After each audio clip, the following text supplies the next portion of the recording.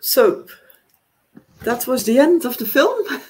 It was a bit of an abrupt end, but never mind. So, look, you're going to tell us a bit more about the Windparkrama pilot. Yes, thank you, Marion. I will explain a little bit more on what is the Windparkrama pilot, but also how we have developed it, how we started it, because we were like one of the first pilots with respect to carbon farming in Holland. So I have to, some things we had to do very in a development way, and so that's just also some lessons that we learned from that. First of all, Windparkrama in a nutshell. The movie also showed a little bit more on how the wind park is a pilot for us in the carbon farming project. But the main goal from the pilot is that we financially reward farmers for 5 years for sequestering carbon, and it is done by the two cooperatives, Zeeuwind and Deltawind, who own the wind park. And part of the revenues that the wind park is generating is invested in a project with 15 farmers. So how do we do that? Actually, we have developed a methodology together with farmers, but also in collaboration with Zeeuwind, and we base this methodology on the latest Dutch scientific research. We have a specific program in Holland called Slim Landgebruik, Smart Land Use. In this morning, we also had a webinar on from them, and those insights are used in our methodology. And we do not only have a methodology, but we also have some agreements, some contracts agreements, both with Zeeuwind and Deltawind, but also with the farmers, which we also had to develop ourselves.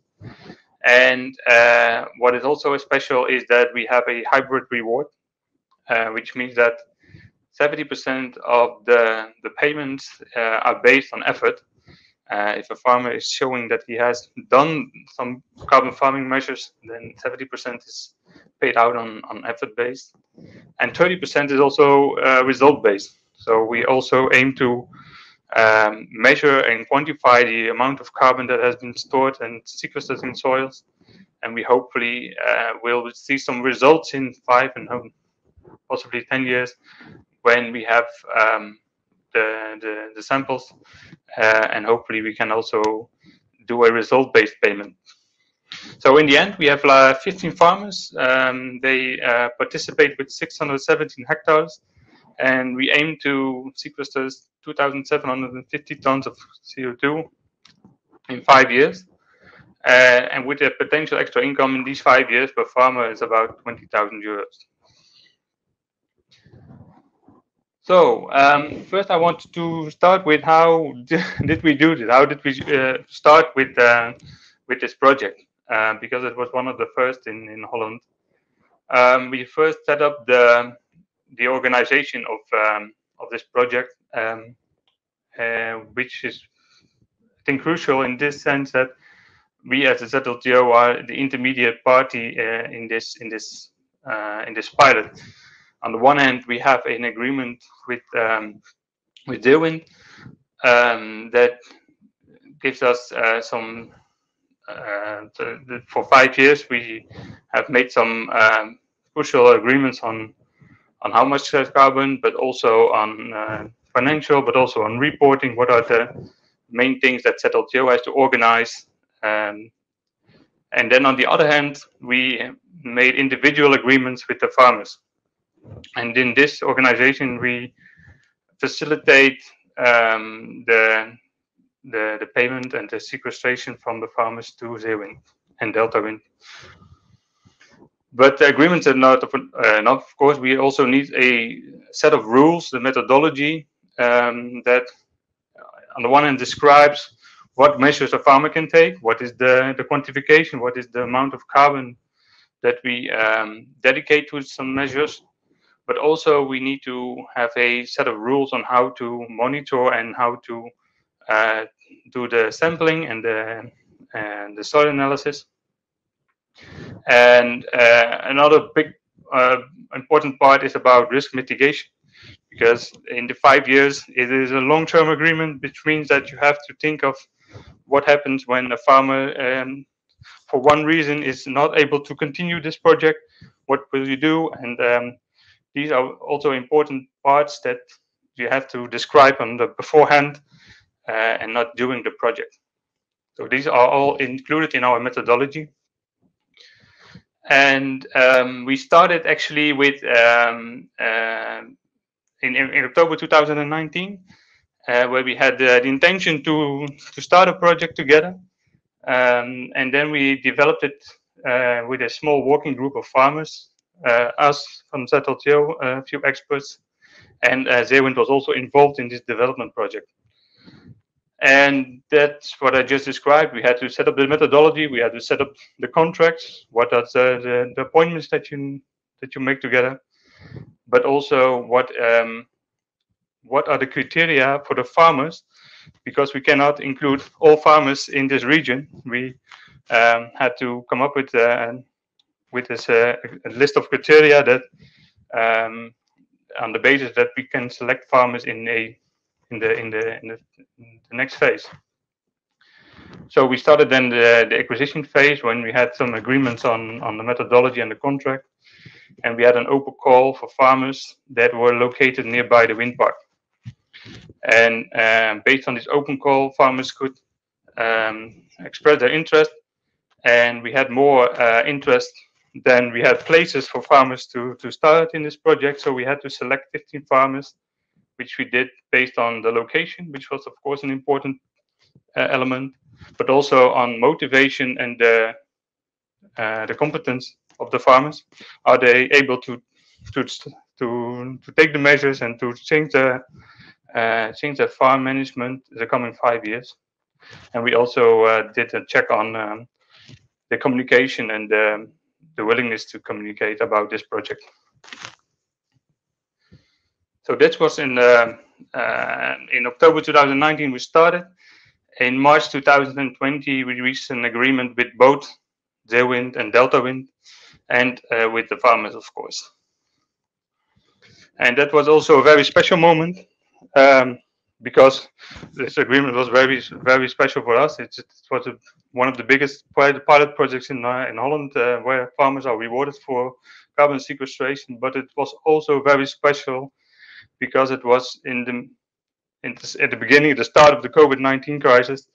So we had both the intention to start this project, and we decided to just go forward, decide all the insecurities and all the at that time, because nobody really knew what COVID was going to bring us. But we did it, and we did it online. So here you see the board members of both Zeeuwind, Delta Wind, and ZLTO, and we did a digital signing the contracts. A very nice moment for us, because it was the start of a project that we are now running for 2 years. And now we have the first results. This is the reporting of our last year. Each farmer has a report like this. It shows the farmer itself, of course, but also the fields and the hectares that he is working on, where the measures are taken. You see that on the top. You also see the kind of carbon sequestration measures the farmer is taking in this year, and we also included the measurement, the zero baseline measurement of the soil analysis. And this shows for each farmer the starting point, but also what he is going to do and what he is aiming for in the future. And so we update this every year, and hopefully we have a successful learning pilot after 5 years. So that was a bit on the wind park pilot, Marion. And of course, after we had the interview with Marion and Joyce, I will also explain a little bit more on the lessons that we have learned so far. Yes, okay, thank you. And if people already have questions, no problem. You can always ask them in the chat. But so, Marianne and Joyce, Marianne, you are manager at Zeeuwind, and you were involved from the start of this project. I even remember that it was your idea in some way. But can you tell us a bit more about your organization, Zeeuwind? What are you for kind of organization? Yes, hi, Marianne. If it's okay with you. Yeah, you will respond.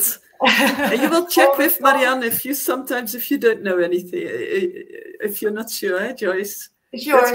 So yeah, if I have any doubts, I will discuss it with Marianne. But I'll take the lead. I'll tell you something about Zeeuwind.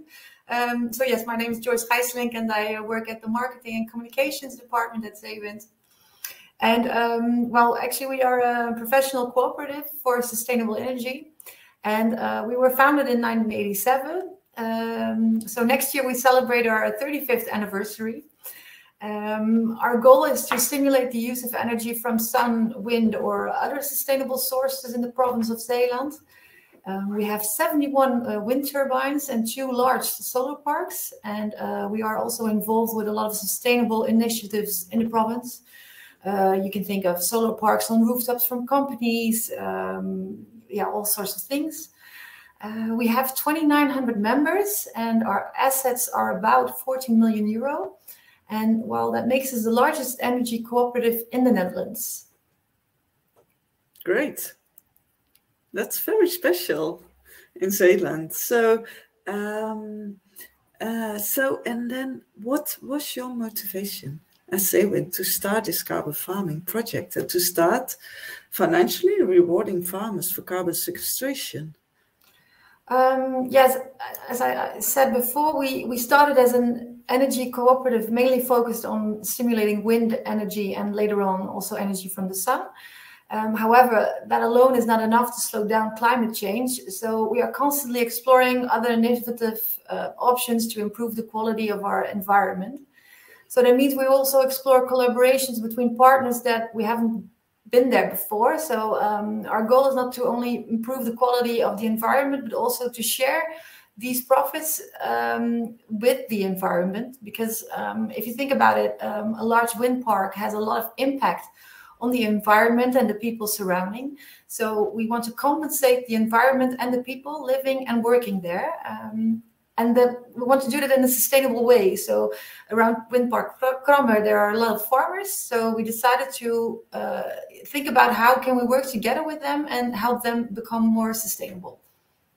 Yeah, and so is it actually like this, that each farmer can like see the windmills from his backyard?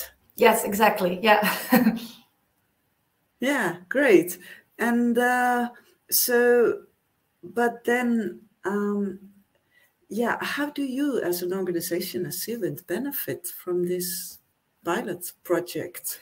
Yeah, well, as a cooperative, it's important, of course, for us to stay financially healthy, but our main goal isn't making as much profit as possible. We have a mission, and it's to speed up the energy transition in Zeeland. So this project is perfect for us. And not only that, with this project, we create goodwill in the region. So as I said before, we have a large impact on the environment with our wind and solar parks.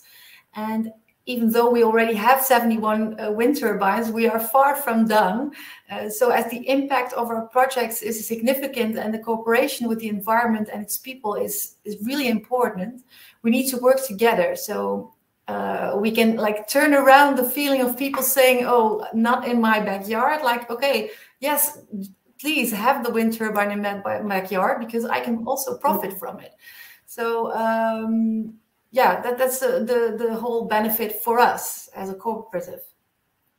Yeah, so it's making wind turbines, which have a lot of discussion because they have a big influence on landscape and on the direct environment of people. So trying to make the wind turbines a bit more like giving them a better image at a local level. Exactly, yeah. And then this question, I think I already mentioned it, because I think that the role of Marianne was special in this at the start of this project. I mean, projects like this normally start because someone wants something, and I think your director, I mean your CEO Teus, he was very important, but also Marianne. But maybe first tell a bit more about how it started and what was Teus and Marianne's involvement. Yeah, that's a good question. I think that's one Marianne has to answer. I'll have like just a quick discussion with her. Just one.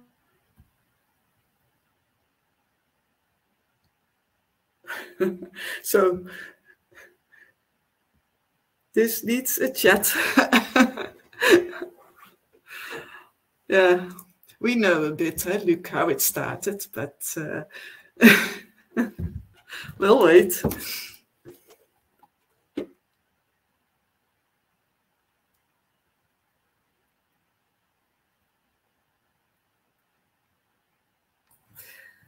Okay, so Marianne explained to me that Teus, the director, asked Marianne to take the lead in this project because she knows a lot of farmers in the region, and yeah, we had the wish to invest some of the profits from Windpark Kramer back to the environment, to the surroundings. So that's actually how it started.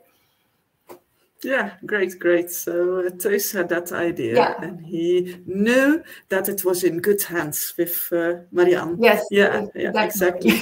So, and then, well, what are your most important lessons which you've learned until now from this pilot? We were very pleased that there was so much interest for this initiative. As Luc already mentioned, we had more applicants than we had foreseen. So we are already figuring out how we can expand the pilot.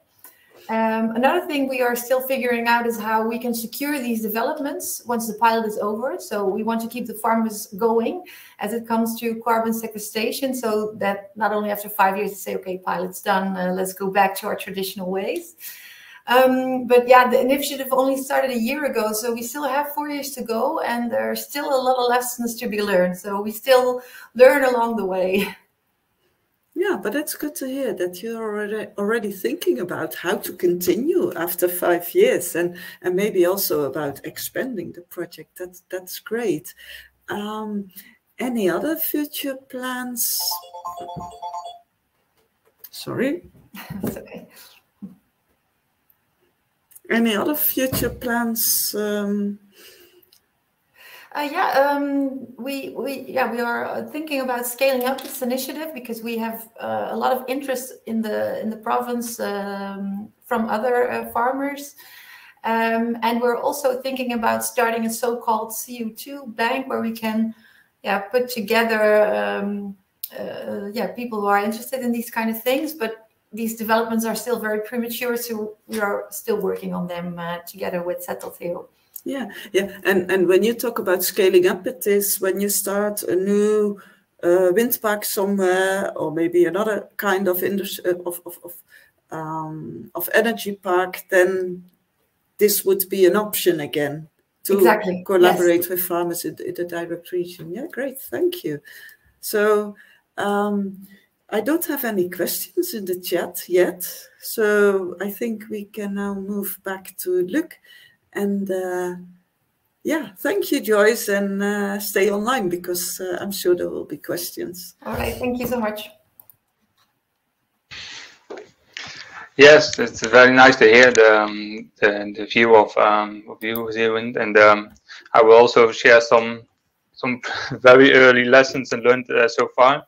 But of course, we are still 1 year away on the way, and we have 4 more years ahead. So I'm pretty much sure that within 4 or 5 years, we have many things that we have learned about this topic.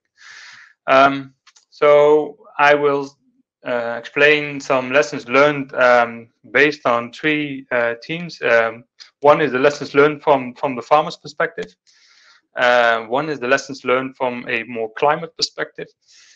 or environmental perspective. And we also had our pilot let them checked and analyzed by the researchers of CLM and Wageningen from our soil program in Holland. So they also have some lessons and also some recommendations that I want to share. So first of all, from the farmer's perspective, well, we saw that the most important motivation to start this project and to cooperate in this project as a farmer is much focusing on improving soil quality.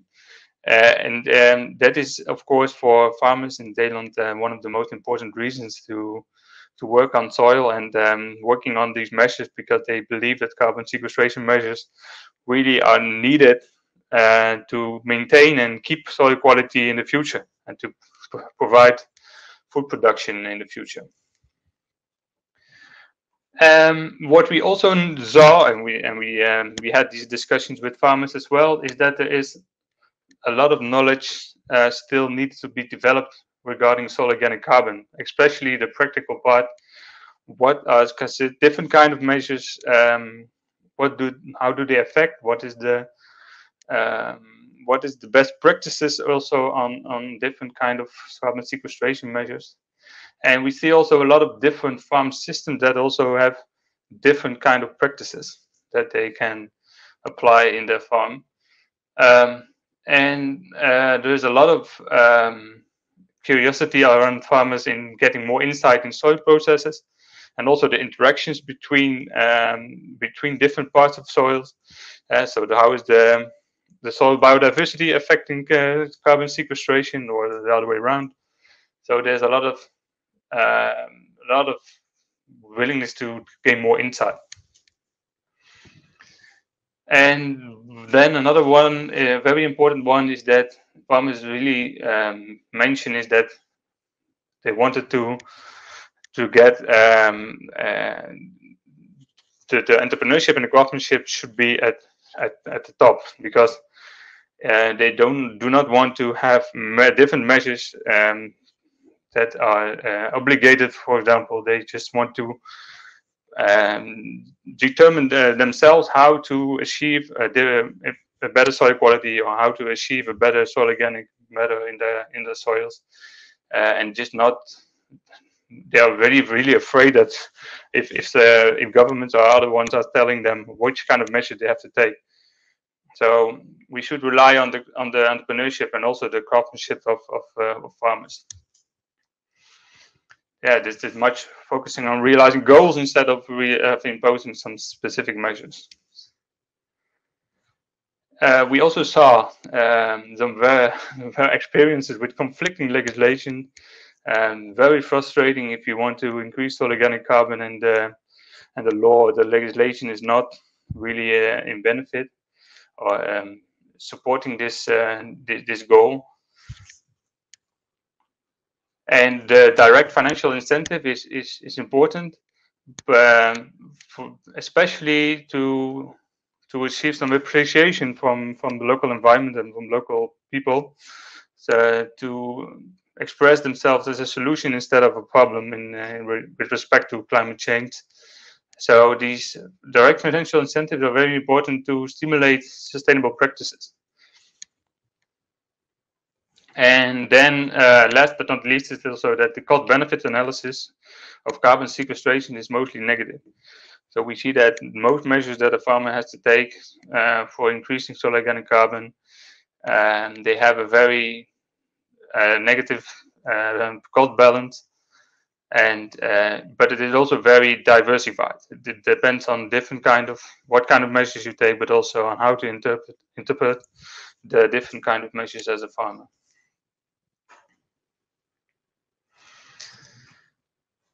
So that were the lessons from a farmer's perspective. We also have some lessons that we can take from the more climate or environmental perspective.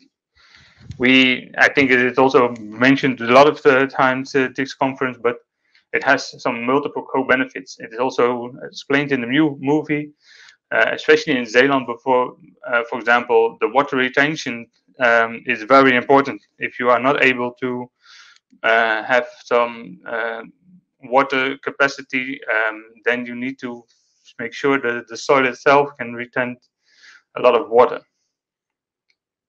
It also has an impact on biodiversity and also some landscape and aesthetics and influence. So these are also benefits that you should take into account.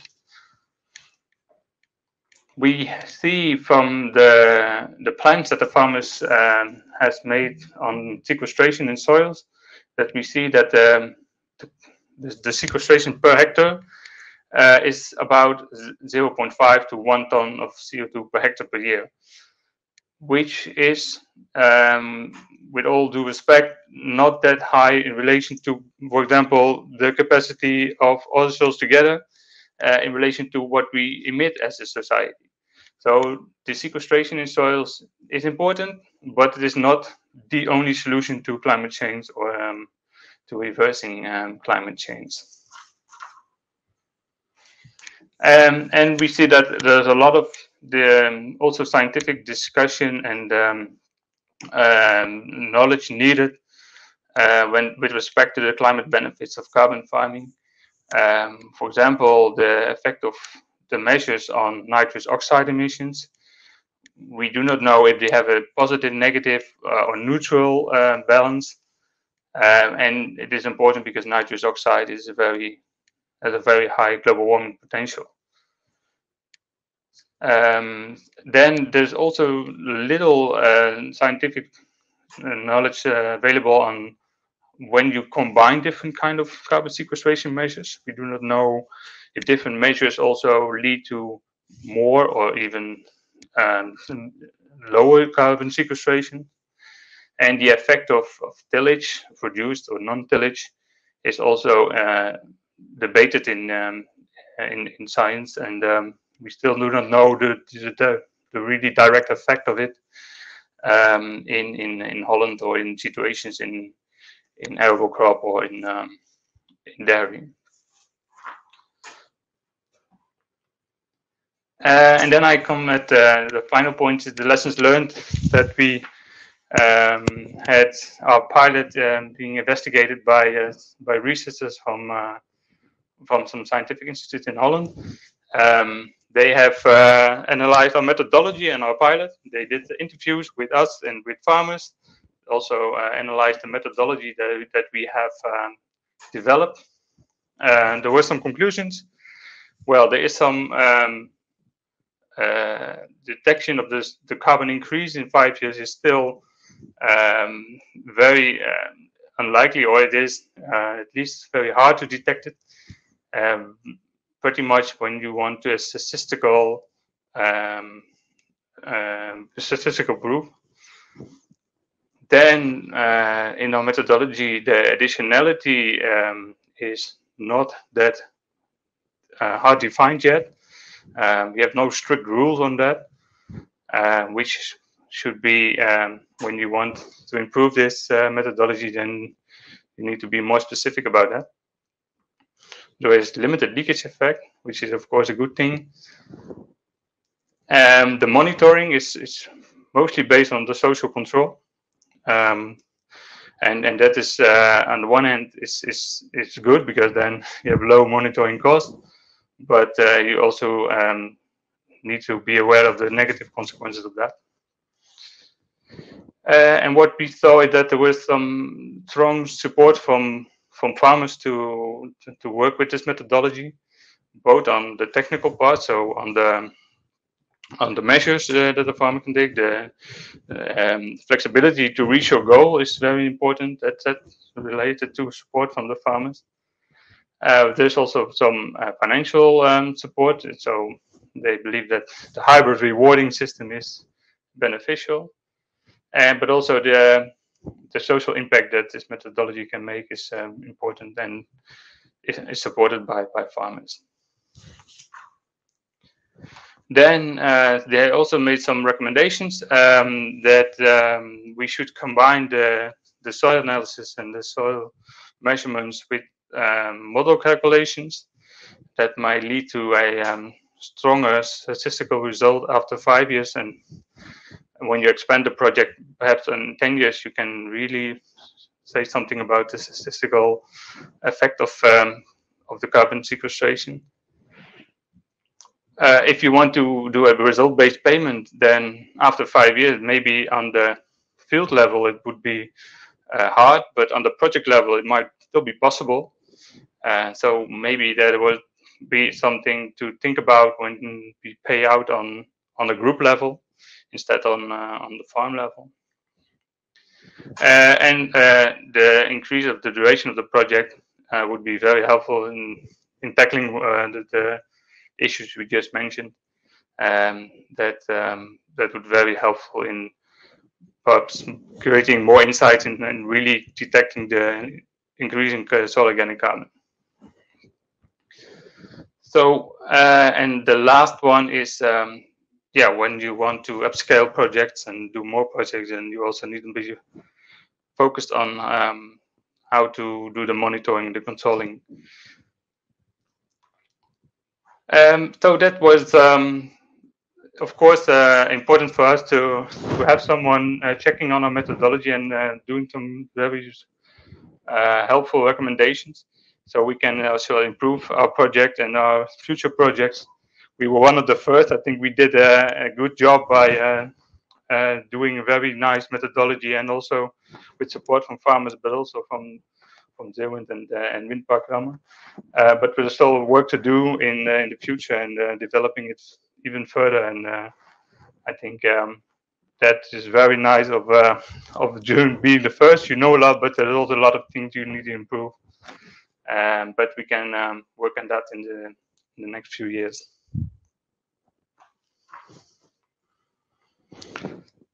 So that was my presentation on the lessons learned. Yeah. Yeah. So we have a few questions in the chat. So let's see. There is a question to Marianne and Joyce. So how do your customers or members respond to carbon farming? Do they understand it and do they believe in it?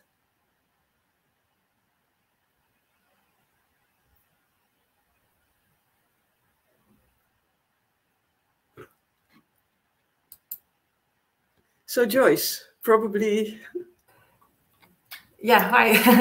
Yeah, well, our members support that we also dive into new acquisitions such as this carbon farming project. So yes, they are very supportive of what we are doing.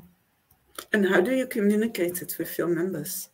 Well, we have this twice a year. We have these meetings with our members. Just yesterday we had one, and then we present our plans for the next year, and they have to vote if they are for or against. And just yesterday we presented our new plans for 2022, and more than 90% of our members just agreed, and some of them didn't vote. So, but we have a very loyal members, and they really follow our initiatives. And was carbon farming part of what you proposed for 2022? Yes, that's also one of the, we have a few strategy points, and one of the strategies is just to explore more sustainable and innovative projects. So yeah, carbon farming is also one of those projects. Oh, that's great to hear. That's news for us. No, that's great to hear. So, and let's see, there is another question on the costs and benefits, financial, and I think for farmers. So I think that's a question for Luc. Yeah, it's a good question, and we did some checks together with farmers on what different kind of measures would cost as a farmer and what benefits you have. Like I said, it depends very much on the kind of measure you take and how concrete you can be in the cost and benefits. So, for example, a cover crop can be examined in the cost benefit analysis very, very easily, because you know the cost of seed and the and the amount of time you need to take to manage those cover crops. But on the other hand, we have, for example, tillage or no tillage, and then there's more risk factors, for example, and then it becomes very hard in how to detect what kind of costs and what kind of benefits you have. And then there's also some different interpretation between farmers, what kind of costs you take into account and what not. For example, if you have tillage, do you take into account the investment cost of a new machine or not? Because then you also need to compare, for example, new practices to the current practice. And for current practice, you already have investments. You don't have them when you have new practices, but you have new machines. So it is not that easy to make a good cost-benefit analysis of carbon sequestration measures. And how do farmers value the co-benefits? Because you mentioned several co-benefits. For instance, in Zeeland, this issue of water is very relevant because it is there is this saline groundwater very near to the surface, so there is really a need for fresh water. So, but how do farmers view those co-benefits? Yeah, water retention is one of the key co-benefits that farmers mention when they try to do some carbon sequestration measures. They always mention that the soil structure, but also the water retention is one of the key motivations to start this, because if you do not have the possibility of applying fresh water, then you really depend on the soil itself to produce the food, and then water retention is actually key, especially in years when you have more drought, or then it becomes even more important. The other co-benefits of biodiversity and landscape are, let's say, more on the third or fourth hand important parts, but soil structure and soil quality is at the top of the co-benefits of carbon sequestration measures.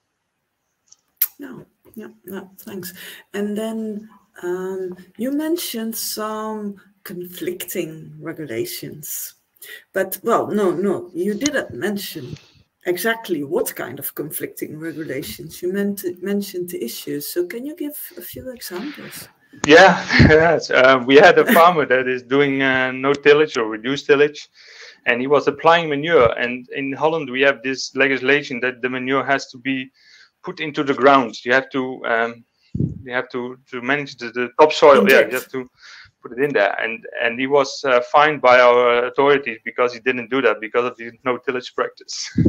So actually, the rewards from the carbon sequestration pilot, he had to bring that to the authorities because he was fined for this practice. Okay, well, so that is very frustrating. Something to do.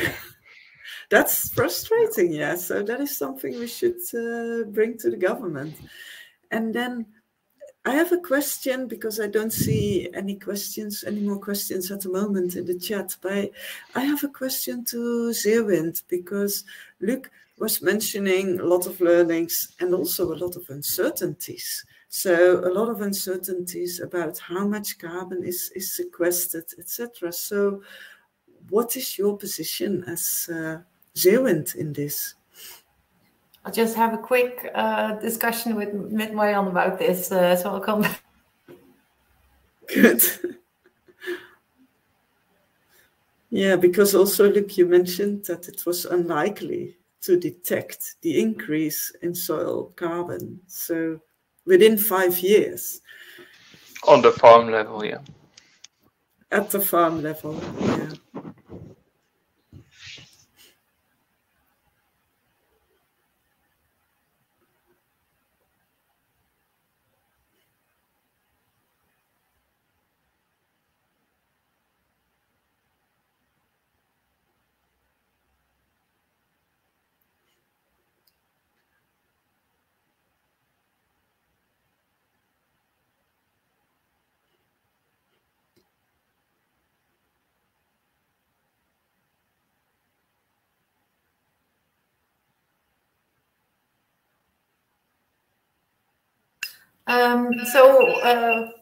What Marianne told me is that yeah, we have the insecurities for us is like it's the performance of wind park Krammer. So if the wind, we have a bad wind year as we call it, then yeah, the cost could be more than the profits.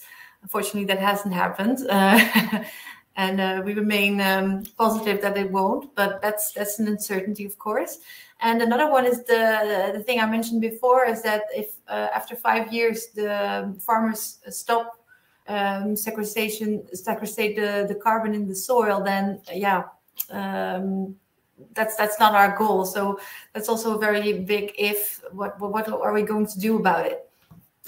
So you're both, for you, most important as well. On the one hand, and that's rather clear, that you need your income from wind to be able to pay the farmers. But then secondly, you're a bit worried about what happens after 5 years. Yeah. Yes. And not so much on, so you really rely on our soil science, what we know, and exactly. Yeah, good. And then a last question, maybe to Luc. There were quite a few recommendations from the scientists who studied our project, and I think we can be very happy with their findings and also with the recommendations. But what do you think that we should do with these recommendations? Do you already have some ideas?